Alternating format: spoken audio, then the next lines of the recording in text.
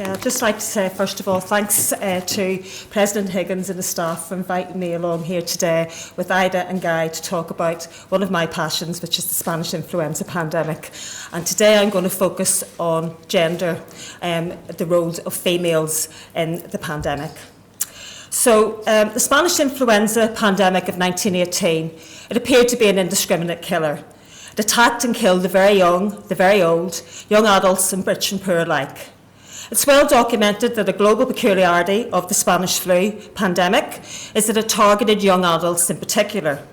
In Ireland, the Registrar General noted in 1918 that 55.5% of all influenza deaths were of people aged between 15 and 45. And in 1919, more than 58% of the total influenza mortality was between the ages of 20 and 65. And this graph is another representation of the graph that Ida showed you earlier. And as you can see, that during 1918, it was those aged 25 to 35 who suffered the highest mortality of any age group in the country. But was gender as well as age a factor in one's susceptibility to the disease? Well, the role of women during the pandemic, as in many other areas, has been overlooked. But women did play an important part in combating influenza. They were the main caregivers within the family, looking after family members who contracted the disease. They also worked as professional nurses, and they stepped up to the mark by working in munitions and other factories during the war. Also, as the title suggests, pregnant women were deemed to be at particular risk from the disease, and the susceptibility of these Irish women to influenza will be remembered and examined in this paper. There's a little bar chart there. The Registrar General for Ireland, Sir William Thompson, estimated that 10,512 males, and that is 4.79 per thousand of the male population, and 9,545 females, that is 4.34 per thousand of the female population, died from the flu in the 32 counties of Ireland during 1918 and 1919. Now, this indicates that more men than women died in the country. And this is in contrast to Great Britain, where in Scotland, England and Wales, more female deaths were recorded than male. Now, the Registrar General for England and Wales calculated that there was approximately 100,000 female and 84,000 male deaths in these countries, which is hardly surprising due to the number of males serving on the Western Front at the time. In Scotland, 48% of the male population and 52% of the female population died from the flu between July 1918 and April 1919. However, the Scottish Registrar General emphasised that this was not an indication that the pandemic was more fatal to females than males, as these rates were calculated using estimated populations that were unreliable due to the war, because again, a lot of Scottish men were at the Western Front. So though more male than female influenza deaths were recorded in the 32 counties, in the province of Ulster, the official figures recorded slightly more female than male deaths. There were 3,772 male and 3,809 female fatalities in the 9 counties in the 2 years of the pandemic. However, it should be noted that based on the 1911 census, there was a higher female than male population in the province of Ulster. And this would only have increased during the war, because again, a lot of people from Ulster were serving on the Western Front, a lot of men. In reality, using the 1911 census population figures, 4.89 per thousand of the male population and 4.69 per thousand of the female population died from the flu in Ulster. And that indicates a higher death rate for males than females. However, as this table shows, there was slightly higher female than male influenza deaths in the counties of Armagh, Donegal, Derry and Belfast County Borough. And interestingly, there was a high female population working in the linen and textile industries in these counties. Within the young adult age group, pregnant women were particularly vulnerable to attack from the flu. In Scotland, there were 266 pregnancy-related deaths associated with influenza. That is 2.9% of the total recorded female deaths from the disease. During 1918 in the United States, 27% of the 1,350 reported influenza cases among pregnant women died. And studies found that expectant women in the US had a 50% higher chance of developing pneumonic complications than those not recorded as pregnant. Once complications had developed, such women were 50% more likely to die. Now, studies in the United States of the two subsequent influenza epidemics, and these were compared to non-epidemic seasons, showed that pregnant women were at particularly high risk from influenza towards the end of their pregnancy. In England, the medical officer of health for Warrington, Dr. Joseph, confirmed the dangers that pregnant women faced. He reported that, quote, influenza was especially harmful to pregnant women and women in childbirth. And it was his belief that the pregnant woman was more liable to the disease than the average woman of the same age. And he was in no doubt that an attack of influenza occurring towards the end of a pregnancy was a very serious matter, both for the mother and for the child. In Ireland during 1918, 26 of the 509 pregnancy-related deaths were due to the flu and 15 to pneumonia. Now, pneumonia was the most common complication from this influenza in this pandemic. And that equates to 8.1% of the pregnancy-related deaths. In 1919, 53 of the 524 pregnancy-related deaths were due to influenza and 6 to pneumonia, and that equates to 11.3% of pregnancy-related deaths. Now, although these figures might not seem overly high, the Registrar General reported in 1919 that, quote, the deaths from causes associated with pregnancy have increased since the year 1917, when they numbered 51, to 90 in 1918 and 106 in 1919.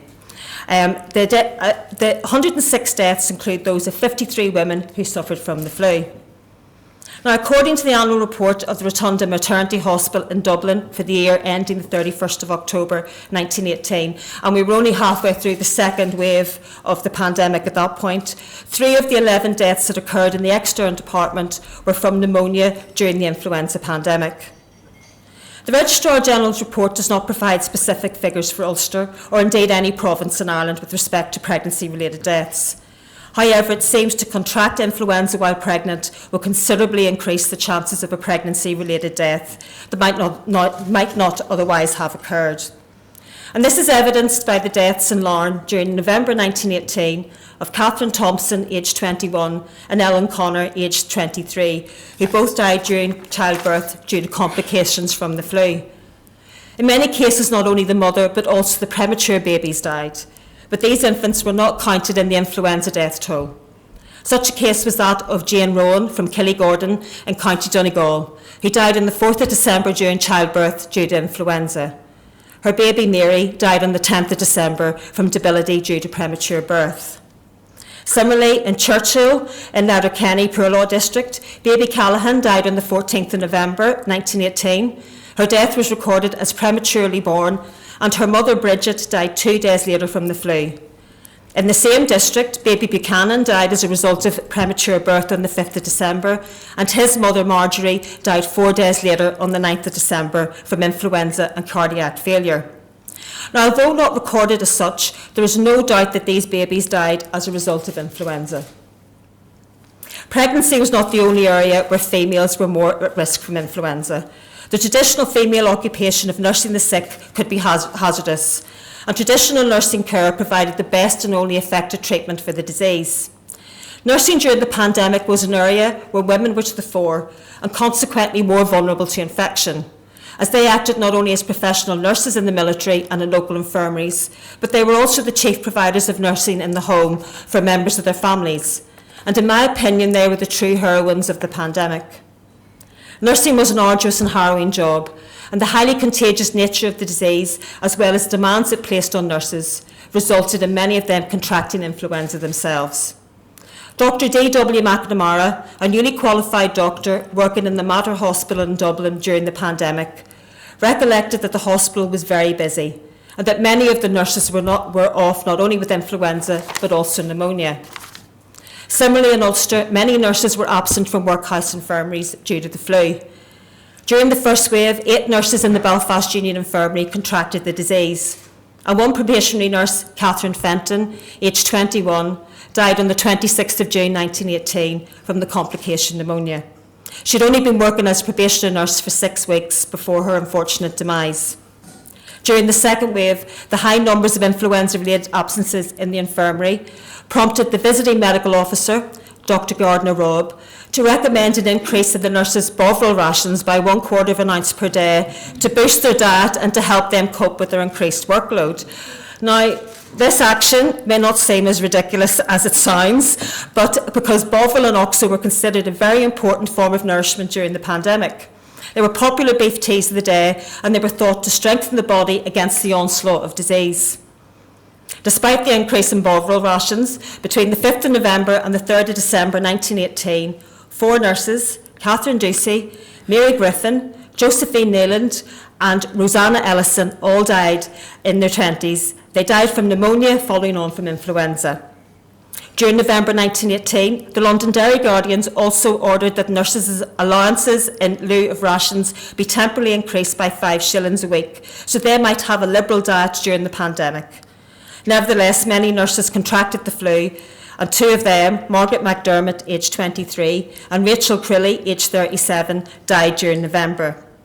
In the same month, 2 of the 8 nurses in the Lurgan Infirmary, Louisa Kern, aged 24, and probationer nurse Kathleen McStravick, aged 26, died after contracting the flu.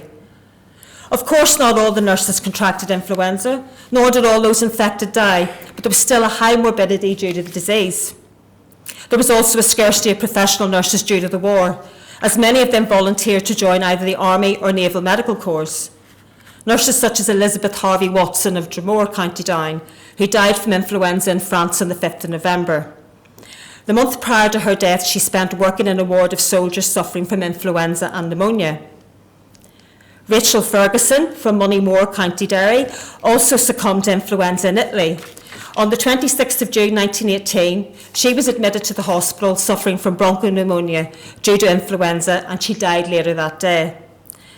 A more fortunate nurse was Lady Hermione Blackwood, who volunteered as a VAD nurse during the war. And in a series of letters to her mother, the Marchioness of Dufferin and Ava, she recorded how she and her comrades nursed soldiers with influenza in France. Her efforts, along with that of her comrades, were appreciated by the French authorities, as she was awarded the French Medal of Honour for epidemics for her work nursing those with the disease. Due to so many nurses serving on the Western Front, Poor Infirmary struggled to acquire suitably qualified staff. And this was further exacerbated when existing nurses contracted the flu themselves. Now, the Poor Law Infirmaries were the main source of medical care for the poor and the not so poor in Ireland. So not being able to get nurses was a disaster for them. Infirmaries in Belfast, Derry, Ballycastle and Dungannon, to name but a few, had difficulties finding qualified replacement nurses during the first and second waves in 1918. The contagious and virulent nature of the flu meant nurses risked their lives, and this was evidenced as the death toll of those working in Belfast, Derry and Lurgan Union infirmaries. Nevertheless, despite the risk of infection, many selfless women were keen to volunteer to nurse the sick. The medical officer for Cookstown Union praised the action of the St John's Ambulance Association nurses under the command of Nurse Milligan of the District Nursing Society. The work of these ladies shouldn't be underestimated. They took charge of different sections of the districts, they visited the sick and nursed them, and they distributed food and nourishment to those unable to provide it for themselves due to illness.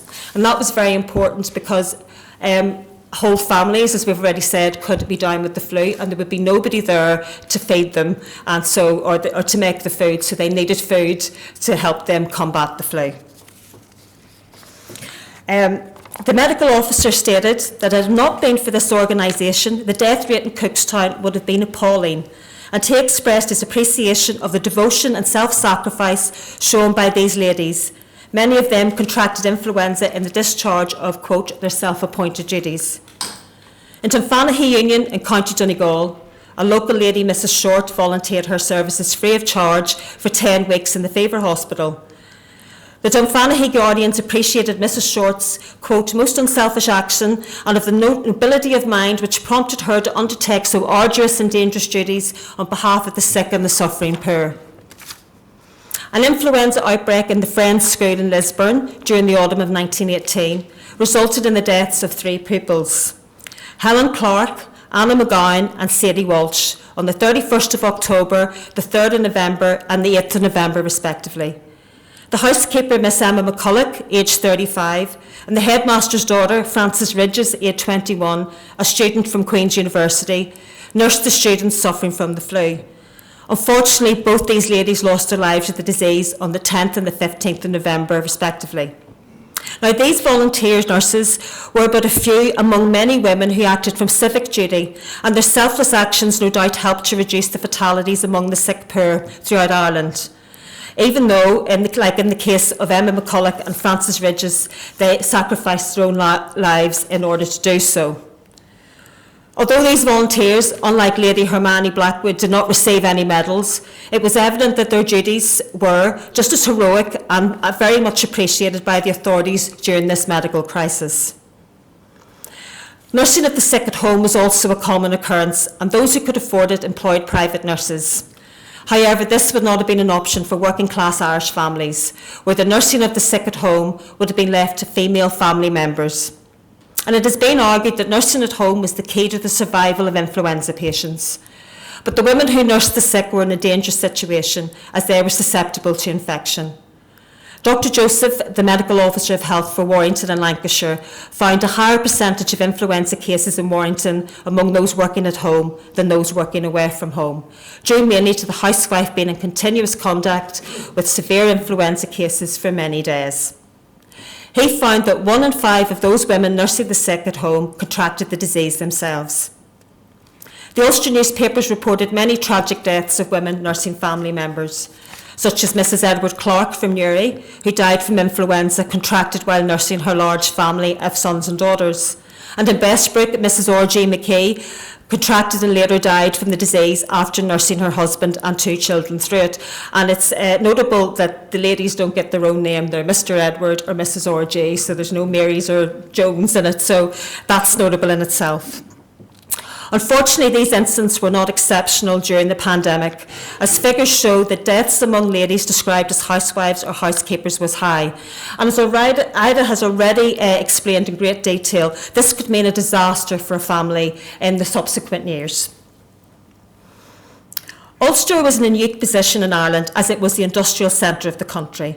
And because of this, the northeast of Ulster bore closer comparison to the more industrial regions in Britain than it did to other parts of Ireland. Female influenza deaths outnumbered males in the county of Armagh, Donegal, Londonderry and Belfast County Borough. And the death of 982 females and 848 males from influenza in Belfast during the pandemic was attributed at the time to the extensive employment of females in factories and workshops in the town. Similarly, in London, there was a high mortality rate of 57% among young women. The spread of the flu in this particular age group was attributed to their widespread employment in factories and other large establishments during the war. Now, during the war years, new employment opportunities opened up to women in the United Kingdom and in Ireland in munitions factories. And in Belfast from 1914 to the end of the war, James Mackey and Sons Limited employed women to aid in the munitions contracts. And during the war, the workforce doubled from their pre-war numbers of 650. In June 1918, influenza at Mackey's forced the closure of a department which was mostly staffed by women. And it was this notice placed in the Belfast newspapers by Mackey's requesting their lady workers to return to work on Monday the 17th of June that was the first mention of the flu, not only in Belfast but also in Ireland. Although there were no fatalities or loss of revenue to the factory because of the flu, the fact that a department was forced to close indicates just how infectious the disease was during the first wave. And it already has been mentioned, the first wave was the mildest wave, but still a lot of people got the flu and very many died. Although munitions factories offered new employment opportunities to Belfast females, women already played a major part in the Ulster linen industry. In towns such as Belfast, Lurgan, Lisbourne and Portadown, women were employed in factory work in the linen trade. Women textile workers worked out of economic necessity, with many continuing to work in the factory or mill after marriage, even working up to the eve of childbirth, returning to work after a short absence. In 1892, this practice was linked to Belfast's high infant mortality rate because returning to work so soon after the birth of a baby ruled out breastfeeding, leaving infants vulnerable to disease. And it may have been this practice that contributed to the high mortality rate of both male and female children under 5 during the pandemic in both Ulster and Belfast. And Ida's already spoken a great deal about infant mortality and diarrhoea, so the working conditions and mothers having to go back so soon could not have been a good thing. The production of linen was a dominant industry in Lurgan with a large female workforce. Many disruptions to the Lurgan textile trade were reported during the first and second waves in 1918. In the first wave, hundreds of workers from Lurgan's 22 factories were reported as being absent with influenza during July 1918. And during November 1918, the Lurgan Mail reported that all factories and warerooms in the town were, quote, more or less depleted of their workers. Flu was also rife in Derry, and factory workers were particularly affected. In early July, the Irish News reported the temporary closure of a Londonderry shirt and collar factory, as over 350 of its employees had contracted the flu. And during the second wave, many factory workers in Derry were reported to be ill with the disease. Now, during the first wave, Sir James Niven, who was the Medical Officer of Health for Manchester, interviewed the female employees at a textile factory in Manchester who had contracted the disease. Niven believed that the rapid spread of influenza through the factory was due to the use of common hand towels and wash basins. Women worked in close proximity to infected people, and handling the same articles also played a part in its circulation. Dr. Arnold, who surveyed factories in Leicester, concurred with Niven.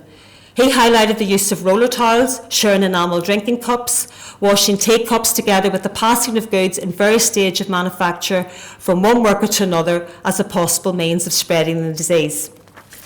Now, in Ulster, even without the flu, the working conditions in the linen industry were already notoriously unhealthy for the women who undertook spinning and handloom weaving in factories.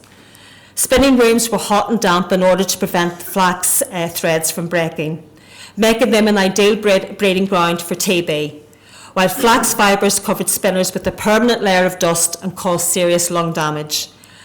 Tuberculosis was a major concern, and in Belfast, 53% of the female textile workers who died in 1891 died from pulmonary tuberculosis.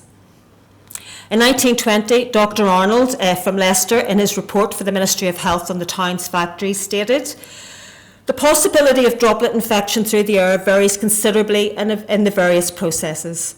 Of those I saw, machining in the shoe factory seemed to offer the greatest opportunity. Workers sit on each side of a long bench and face one another. The distance across the bench is about 5 feet, and the lateral distance between the workers is about 3 feet.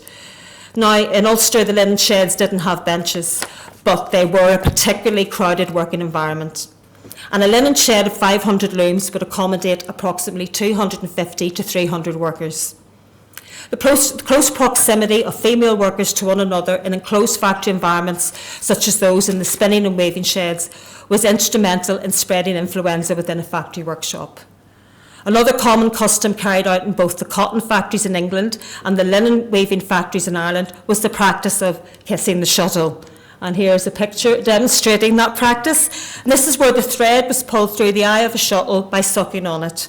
Shuttles were kissed hundreds of times a day by a succession of weavers. Blackburn cotton weavers believed that this practice was largely responsible for the spread of the flu in that town. And as far back as 1902, the custom was thought to be instrumental in the spread of tuberculosis and was considered dangerous not only for the spread of infection, but also because the weaver could suck up whatever dirt or dust was in the eye of the shuttle. Even though the Shuttle Kissing Committee, which was set up to look at the practice, reported in October 1919 that the practice should be abolished in the cotton weaving industry, and despite the continued dangers of kissing the shuttle and its association with the spread of TB, it was not officially abandoned in Belfast linen mills until 1958. Apart from the core processes of spinning and weaving of linen, there were also certain related low-paid industries, in particular dressmaking, shirt making and making up. The process of making up is where the manufacturers provide the materials to the women to make up shirts in their own home. The shirt making industry was of great importance both in Derry and Donegal, and it was dominated by women. In 1901, shirt makers and seamstresses accounted for 40% of females employed in Donegal and 35% in Derry. Shirt making involved a combination of both factory and homework, with homework playing a major role. Some factories in Derry employed 2 to 3 times more outside workers than inside workers.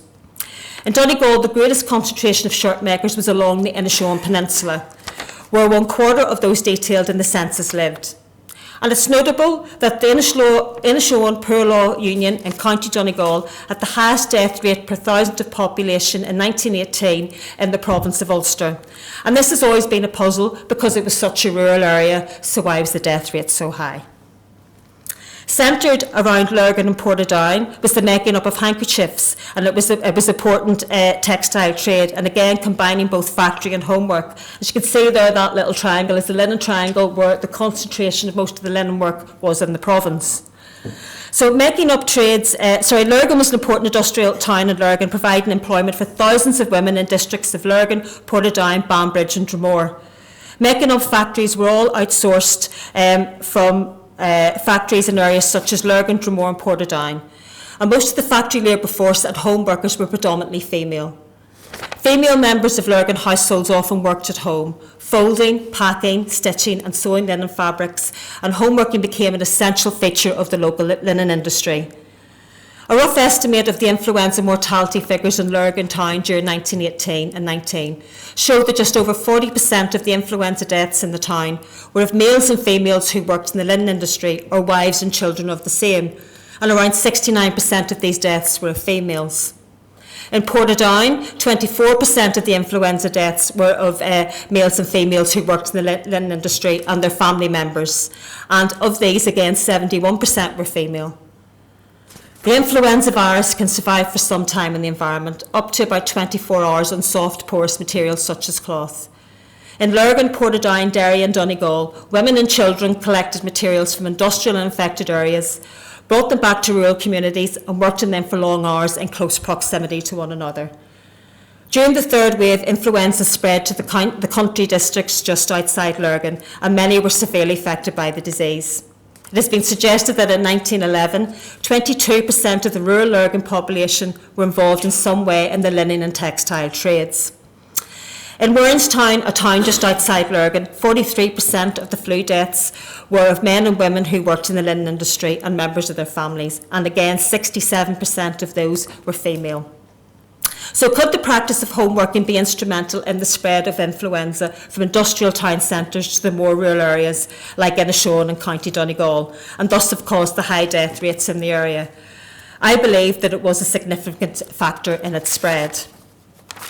The high proportion of women working in industrial processes in Belfast, Derry, Lurgan, Portadown and Lisbourne coincides with the marginally higher influenza mortality among females than that of males in the 20 to 25 age group in counties Armagh, Derry and Belfast. And I propose that the high employment of women in an already unhealthy environment, working in close proximity to one another and sharing utensils, towels and even shuttles, could have been a contributory factor to the high mortality of women in Ulster, especially in the more industrial towns such as Belfast and Lurgan. So to conclude, there were many factors that could have made females more susceptible to infection. Pregnant women were in particular danger, especially during the latter part of their pregnancy. Many courageous and selfless women acted as both professional and voluntary nurses, putting themselves in danger on a daily basis to care for those sick with the flu. Meanwhile, on the domestic front, many women looked after other sick family members and neighbours, often at the sacrifice of their own lives. Also, in certain Ulster towns, there were high female employment in the linen and textile trades, where women were exposed to the risks of contracting flu due to the already unhealthy and crowded factory conditions. Therefore, given all of these factors, I would suggest that the real surprise is that the female mortality in Ulster was not even higher. Thank you very much for listening.